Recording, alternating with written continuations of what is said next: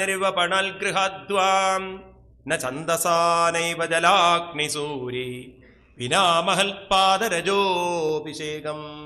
രഘൂഗണ, രഘൂഗണ രാജൻ, അങ്ങയുടെ മനസ്സിനെ സ്ഥൂല ശരീരബോധത്തിൽ നിന്നും സൂക്ഷ്മമാക്കി കൊണ്ടുവന്ന് ഉള്ളിൽ നിറഞ്ഞിരിക്കുന്ന ആ ചൈതന്യമായിരിക്കുന്ന ഭഗവാനിലേക്ക് ഉറപ്പിക്കണമെങ്കിൽ, കൂടെയുള്ളത് ഭഗവാനാണെന്ന് ഉറപ്പിക്കണമെങ്കിൽ അതിന് കുറെ തപസന്നയാദി, കുറെ അന്ധമായ തപസ് ചെയ്തതുകൊണ്ട് കാര്യമില്ല. അതിന് കുറെ ഇജ്ജയ ഹോമം ചെയ്തതുകൊണ്ട് കാര്യമില്ല.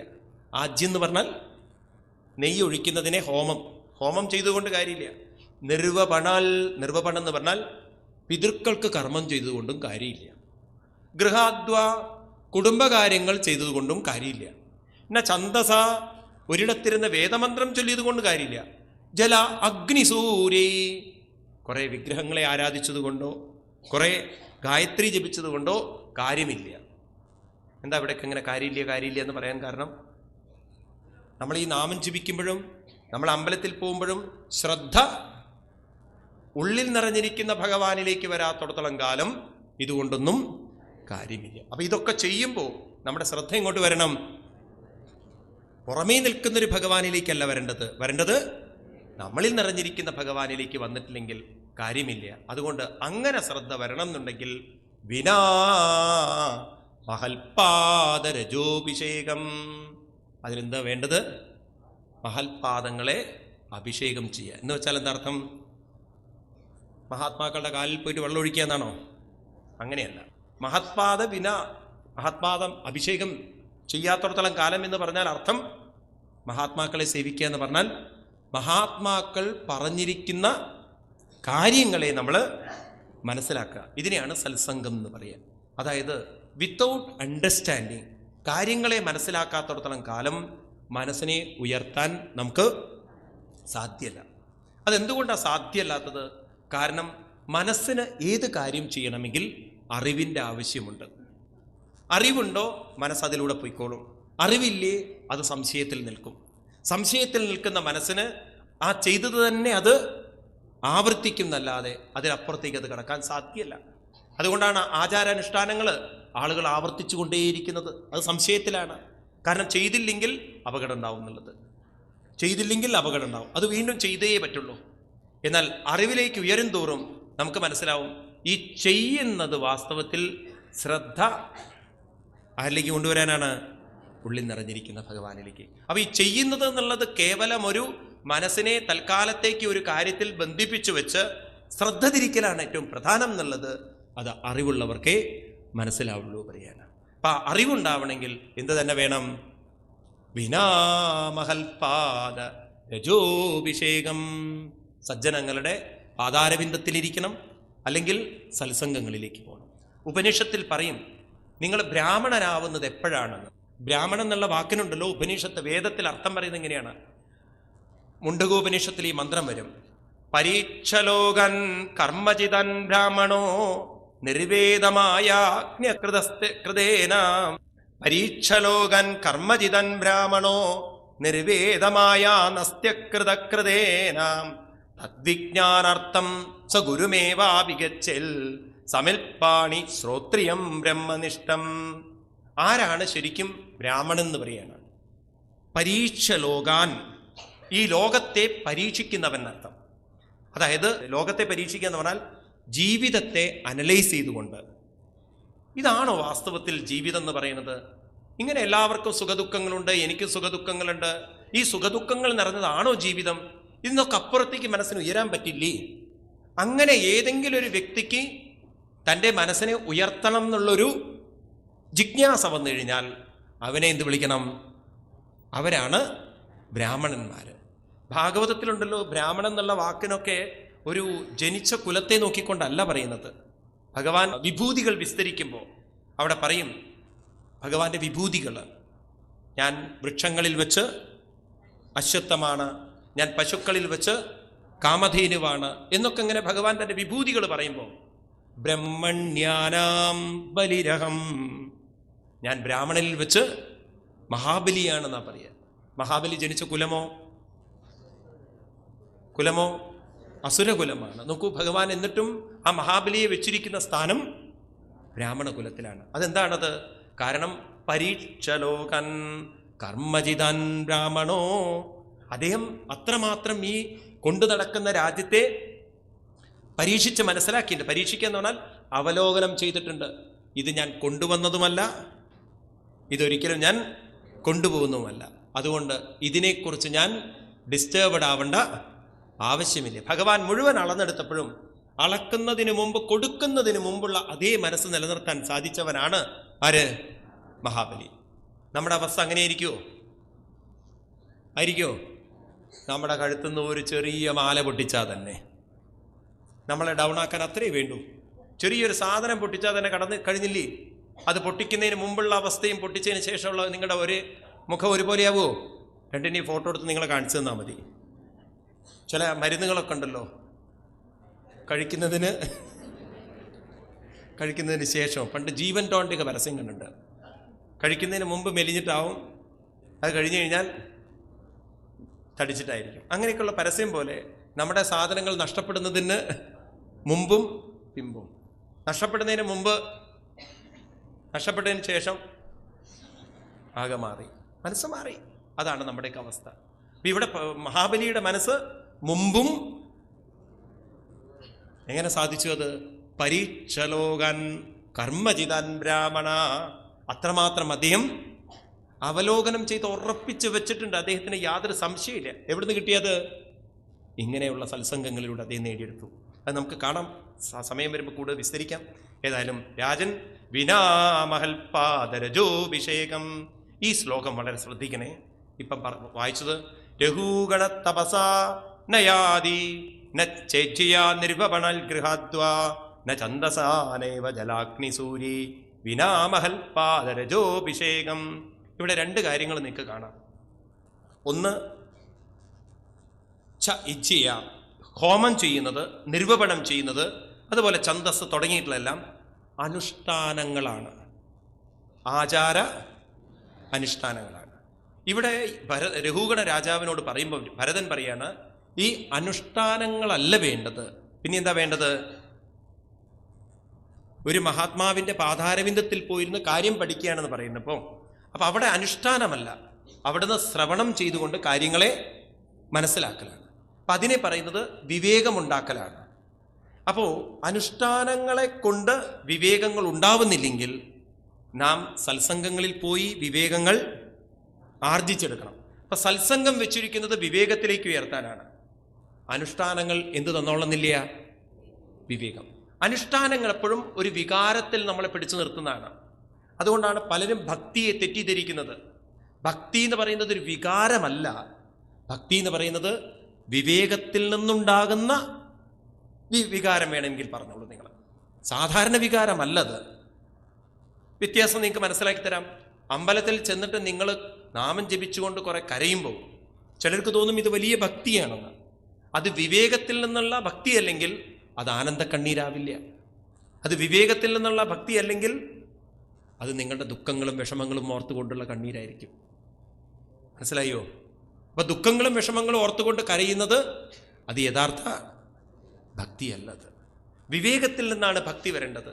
അപ്പൊ വിവേകത്തിൽ നിന്ന് ഭക്തി വരണമെങ്കിൽ എന്ത് വേണം? നമ്മൾ സത്സംഗങ്ങളിലൂടെ കാര്യങ്ങൾ നല്ലവണ്ണം മനസ്സിലാക്കണം. അതുകൊണ്ട് ഭാരതീയ ഋഷീശ്വരന്മാര് അനുഷ്ഠാനങ്ങളും അതുപോലെ തന്നെ സത്സംഗവും ഒന്നിപ്പിച്ചു കൊണ്ടുപോയവരാണ്. പക്ഷെ ക്രമേണ എന്ത് പറ്റി ചോദിച്ചു കഴിഞ്ഞാൽ, ഭാരതത്തിന് പറ്റിയൊരു വലിയൊരു പരാജയം എവിടെയാണ് പറ്റിയെന്ന് ചോദിച്ചു കഴിഞ്ഞാൽ, അനുഷ്ഠാനങ്ങൾ നിലനിന്നു, ഏത് നഷ്ടപ്പെട്ടു? സത്സംഗങ്ങൾ നഷ്ടപ്പെട്ടു. ഇത് മനസ്സിലാക്കിയത് കൊണ്ടാണ് വേദവ്യാസ മഹർഷി ഭാഗവതം തുടങ്ങുമ്പോൾ തന്നെ ഭക്തിദേവിയുടെ കഥ പറയുന്നത്. ഭക്തിദേവിയുടെ കഥ പറയുമ്പോൾ അവരുടെ 2 മക്കൾ തളർന്നുപോയി എന്ന് പറയുമ്പോൾ ആരാണവര്? ജ്ഞാനവും വൈരാഗ്യവും തളർന്നു. ഈ ആചാരാനുഷ്ഠാനങ്ങൾ ഭക്തിയുടെ പേരിൽ അങ്ങനെ കൊഴുപ്പുകൂടി പറയുകയാണ്. അപ്പൊ ഇന്ന് ആളുകൾക്ക് ഭക്തി എന്ന് പറയുമ്പോൾ കുറെ ആചാരങ്ങളും കൊട്ടും വാദ്യവും കുരവയും നൃത്തവും ഈ സംഗീതവും ആനയെഴുന്നള്ളത്തൊക്കെയാണ്. അപ്പൊ അവിടെ ഭക്തി ഉണ്ട് എന്ന് അവർ പറയുന്നു. പക്ഷേ ഏതില്ല? ജ്ഞാനം വൈരാഗ്യം തുടങ്ങിയുള്ള സമ്പത്തുകളില്ല. അപ്പൊ വിവേകമില്ലാത്ത ഭക്തി അത് മനുഷ്യനെ ഉയർത്തില്ല എന്ന് അനുഭവത്തിലൂടെ പറഞ്ഞ് മനസ്സിലാക്കുന്നു ഭരതനിവിടെ. ഇപ്പം രാജാവ് എത്രയോ യാഗങ്ങളും യജ്ഞങ്ങളും ചെയ്ത ആളാണ്. അദ്ദേഹത്തിനോട് പറയാണ്, അങ്ങ് മഹൽപാദ രജോഭിഷേകമില്ലാതെ എന്ത് ചെയ്തിട്ടും കാര്യമില്ല. മനസ്സിലാവുണ്ടോ നിങ്ങൾക്ക്? അപ്പോൾ വളരെ നമ്മൾ ശ്രദ്ധിക്കണം. ഈവൻ നമ്മുടെ വീട്ടിലെ കുട്ടികളോടൊക്കെ നമ്മളുണ്ടല്ലോ, ഈ ക്ഷേത്രങ്ങളിലൊക്കെ പോവണം നമ്മൾ. ആ പോയി കഴിഞ്ഞു കഴിഞ്ഞാൽ നമ്മൾ എന്തിനാണ് അവിടെ പോകുന്നത്, എന്താണ് അവിടെ പോയാൽ നമ്മുടെ ഉള്ളിൽ ഉണ്ടാവേണ്ടത് എന്നതിനെക്കുറിച്ച് മനസ്സിലാക്കി കൊടുത്തിട്ടില്ല എങ്കിൽ അത് വെറും ഒരു ആചാര അനുഷ്ഠാനമായി അവശേഷിക്കും. കാരണം ദുഃഖങ്ങൾ വരുമ്പോഴും വിഷമങ്ങൾ വരുമ്പോഴും അവരുടെ ആചരണങ്ങളൊന്നും അവരെ സഹായിക്കുന്നില്ല. യഥാർത്ഥ ഭക്തിയില്ലെങ്കിൽ ഇതാണ്. എന്നാൽ യഥാർത്ഥ ഭക്തിയിലേക്കാണ് നമ്മൾ ഉയരുന്നതെങ്കിൽ ഏത് വിഷമങ്ങളും ദുഃഖങ്ങളും വരുമ്പോൾ നമുക്ക് പറയാം, അപ്പോഴും എൻ്റെ കൂടെ ഭഗവാനുണ്ട്, ഇപ്പോഴും ഭഗവാനുണ്ട്, ഞാൻ എന്തിന് തളരണം, എന്തിന് പതറണം, ഇത് പറയാൻ നമുക്ക് സാധിക്കും. ഇങ്ങനെ രഘുഗണരാജൻ കേവലം ആചരണം മാത്രം പോരാ, ആചരണത്തിൻ്റെ കൂടെ ആരിലേക്ക് ശ്രദ്ധ തിരിക്കണം? ഭഗവാനിലേക്ക് ശ്രദ്ധ തിരിക്കണം. അങ്ങനെ ശ്രദ്ധ തിരിച്ചാൽ എത്ര ഉത്തമ ശ്ലോക ഗുണാനുവാദ പ്രശ്രൂയതേ ഗ്രാമ്യ കഥാവിഗാദാം നിഷേവ്യമാണോനുദിനം മുമുക്ഷോ മതിം സതിം യച്ഛതി വാസുദേവാം. എത്ര ഉത്തമ ശ്ലോക ഗുണാനുവാദ പ്രശ്രൂയതേ ഗ്രാമ്യകഥാവിഖാദാം. രാജൻ അങ്ങനെ വാസുദേവനിലേക്ക്, ഭഗവാനിലേക്ക് ശ്രദ്ധ തിരിച്ചുകൊണ്ട് അങ്ങ് ഈ കാര്യങ്ങളൊക്കെ മനസ്സിലാക്കിയ പ്രകാരം അങ്ങയുടെ മനസ്സിനെ നിരന്തരം അഭ്യസിക്കുകയാണെങ്കിൽ ഗ്രാമ്യകഥാവിഖാദ, അങ്ങയുടെ മനസ്സിലുള്ള ദുർബല ചിന്തകളൊക്കെ ആരുമില്ല. ദുഃഖങ്ങളുണ്ട്, വീട്ടിലെ പ്രയാസമുണ്ട്, ബുദ്ധിമുട്ടുകളുണ്ട്. ഇത്തരത്തിൽ മനസ്സിനെ തളർത്തുന്ന, മനസ്സിനെ ദുഃഖിപ്പിക്കുന്ന, മനസ്സിനെ അസ്വസ്ഥമാക്കുന്ന ചിന്തകൾ നമ്മുടെ ഉള്ളിൽ നിന്നും പോകും. മനസ്സിൻ്റെ സൈക്കോളജി എന്താണെന്ന് വെച്ചാൽ, ഒരു പോസിറ്റീവ് ചിന്ത വന്നാൽ ഒരു നെഗറ്റീവ് ചിന്ത പോയി. നമ്മുടെ മനസ്സ് അങ്ങനെയാണ്. ഒന്നിൽ എൻഗേജ്ഡ് ആയാൽ മറ്റൊന്ന് നമ്മൾ മറന്നു. അങ്ങനെയല്ലേ? നിങ്ങൾ സീരിയലിൽ എൻഗേജ്ഡ് ആയാൽ വീട്ടിലെ കാര്യങ്ങൾ മറന്നു.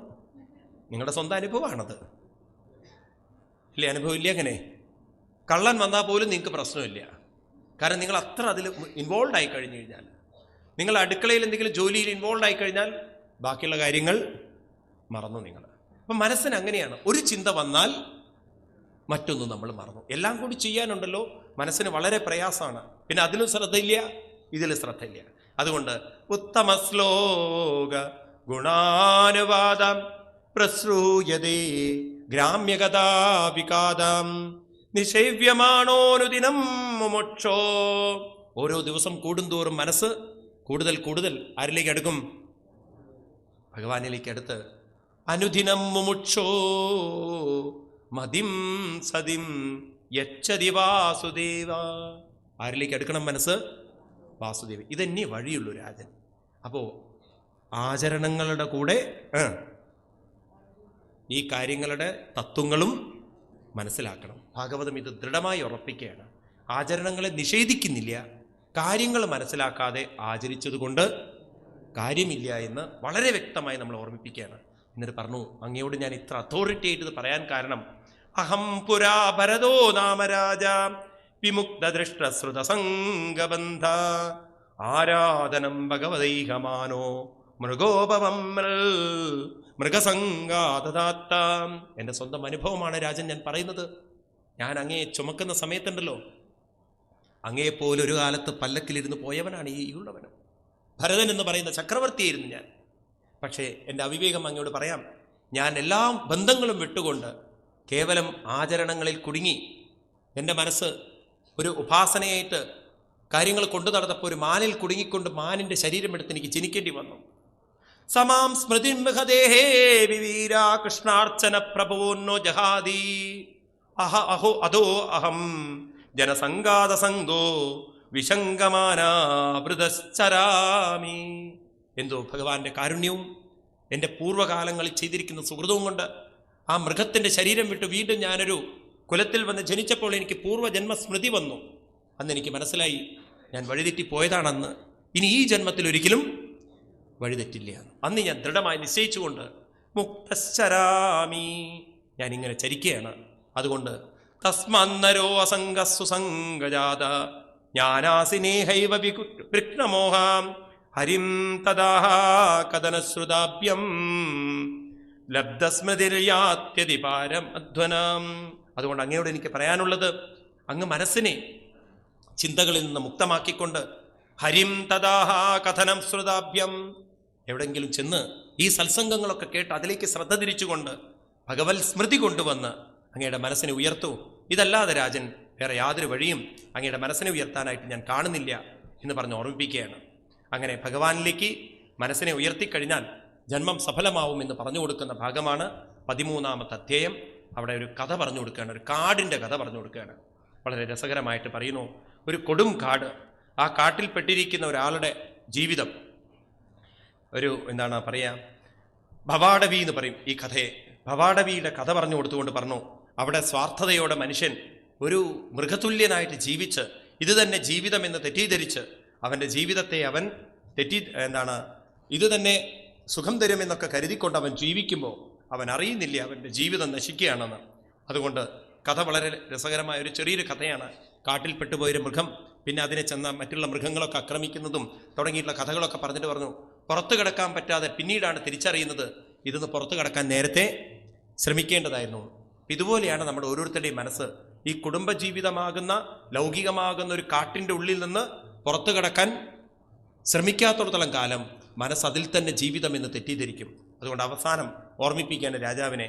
അതുകൊണ്ട് രാജൻ രഘൂഗണത്വമപി യദ്യനോസ്യ സന്യസ്തദണ്ഡകൃതഭൂതമൈത്ര അസജ്ജിതാത്മാ ഹരിസേവയാജിതം ജ്ഞാനാസിമാദായ തരാധിഭാരം. അങ്ങക്ക് ഞാൻ ജ്ഞാനം പറഞ്ഞു തന്നല്ലോ, അതുകൊണ്ട് അങ്ങയുടെ എല്ലാ അന്ധകാരത്തെയും അവിവേകത്തെയും ജ്ഞാനമാകുന്ന വാളുകൊണ്ട് മുറിച്ചുകൊണ്ട് അങ്ങയുടെ മനസ്സിനെ അങ്ങ് ഉയർത്തൂ എന്ന് പറഞ്ഞ് ആ രാജാവിനെ അനുഗ്രഹിക്കുകയാണ്. ഇവിടെ രാജാവിന് വലിയൊരു വിവേകം പറഞ്ഞു കൊടുത്തു ഭരതൻ. എന്നിട്ട് ഭരതൻ അവിടെ നിന്ന് പോകുന്നു. ആ ഭരതൻ്റെ പാതാരവിന്ദത്തിൽ വീണുകൊണ്ട് പോകുന്ന സമയത്ത് പാതാരവിന്ദത്തിൽ വീണുകൊണ്ട് നമസ്കരിച്ചുകൊണ്ട് പറയാണ്, അഹോ നൃജന്മാകില ജന്മശോഭനം കിം ജന്മവിസ്വപരൈരപ്യമുഷ്മിൻ ഋഷികേശ യശസ്കൃതാത്മനം മഹാത്മനാമ പ്രജരസമാഗമ. കാരുണ്യം കൊണ്ട്, അവിടുത്തെ കാരുണ്യം കൊണ്ട് എൻ്റെ ജീവിതം സഫലമായി ധന്യമായി. ഇപ്പോൾ എനിക്ക് മനസ്സിലാവുന്നുണ്ട് എവിടെയാണ് എനിക്ക് തെറ്റുപറ്റിയത് എന്നുള്ളത്. അതുകൊണ്ട് ആ ചരണങ്ങളെ സേവിക്കാൻ സാധിച്ചത് ഭഗവാന്റെ ഒരു കാരുണ്യമായി മനസ്സിലാക്കിക്കൊണ്ട് ഞാൻ നമസ്കരിക്കുന്നു മഹാത്മാവേ. നമോ മഹദ്ഭ്യോസ് നമ ശിശുഭ്യോ നമോ യുവഭ്യോ നമാവടുഭ്യാം യേ ബ്രാഹ്മണാഗാമവധൂതലിംഗാ ചരന്തി ദേവ്യ ശിവമസ്തുരാജ്ഞം. എൻ്റെ ജീവിതം സഫലമാക്കിയ മഹാത്മാവേ, ശിശുവിൻ്റെ രൂപത്തിൽ നടക്കുന്ന ഒരു മഹാത്മാവേ, ഒരു യുവാവിൻ്റെ രൂപത്തിൽ നടക്കുന്ന മഹാത്മാവേ, സ്വതന്ത്രനായി നടക്കുന്ന മഹാത്മാവേ, മഹത്വമേറിയ തത്വങ്ങൾ എനിക്ക് പറഞ്ഞു തന്ന ബ്രാഹ്മണ രൂപത്തിൽ അവധൂതനായി വന്ന മഹാത്മാവേ, അവിടുത്തെ പാതാരവിന്ദങ്ങളെ ഞാൻ നമസ്കരിക്കുന്നു. എല്ലാവർക്കും നമസ്കാരം എന്ന് പറഞ്ഞ രഘുഗണൻ ആ രാജാവ് നമസ്കരിച്ചുകൊണ്ട് അവിടെ നിന്ന് പിന്നീട് തിരിച്ചു പോവുകയാണ്. ഇങ്ങനെ ഈ കഥ പറഞ്ഞ് ഉപസമരിപ്പിക്കുന്നു രഘുഗണ ഭരത സംവാദം. ഇപ്പോൾ ഇവിടെ നമ്മൾ ഓർമ്മിപ്പിക്കുന്നത്, ഏത് ദുഃഖങ്ങൾക്കും പരിഹാരമുണ്ടാവണമെങ്കിൽ നമ്മുടെ മനസ്സ് ഒന്നിനോടും ഒട്ടി നിൽക്കരുത്. അങ്ങനെ ഒട്ടി നിൽക്കരുതെങ്കിൽ അതിനെ മറ്റൊന്നിലേക്ക് കൊണ്ടുപോകണമെങ്കിൽ നമുക്ക് സത്സംഗത്തിലൂടെ അല്ലാതെ സാധ്യമല്ല. അതെന്താണത്? അമ്പലങ്ങളിലൊക്കെ പോകുമ്പോൾ തൽക്കാലം നമുക്ക് മനസ്സിനെ മാറ്റാൻ സാധിച്ചാലും വീണ്ടും നമ്മൾ പഴയ അവസ്ഥയിലേക്ക് തിരിച്ചു വരും. കാരണം നമ്മളത് പരിശീലിച്ചെടുത്തില്ല. അപ്പം ക്രമേണ നമ്മൾ പരിശീലിച്ചെടുത്തു കഴിഞ്ഞാൽ, വയസ്സായി കഴിഞ്ഞാൽ ഈ ശരീരബോധം നമ്മളെ അലട്ടുമ്പോഴും വാർദ്ധക്യവും രോഗങ്ങളും അലട്ടുമ്പോഴും വേണമെങ്കിൽ നമ്മുടെ മനസ്സിനെ ആരിലേക്ക് തിരിക്കാം? കൂടെയുള്ള ഭഗവാനിലേക്ക് തിരിക്കാം. അതല്ലേ ജീവിതം. അത് നമുക്ക് പറഞ്ഞ് മനസ്സിലാക്കി തരുന്നു ഭരതൻ. ഇനി ഇവിടുന്ന് അങ്ങോട്ട് ഭൂഗോള വർണ്ണന തുടങ്ങിയിട്ടുള്ള പഞ്ചമസ്കന്ധത്തിൻ്റെ മറ്റ് സൂക്ഷ്മമായിട്ടുള്ള കാര്യങ്ങളാണ് ഭൂഗോള വർണ്ണന. അതുപോലെ തന്നെ ഭഗവാന്റെ ഓരോ വർഷങ്ങളിലുണ്ടായിട്ടുള്ള അവതാരങ്ങൾ എന്നെല്ലാം വളരെ മനോഹരമായി പറഞ്ഞ് മനസ്സിലാക്കി തരുന്നു.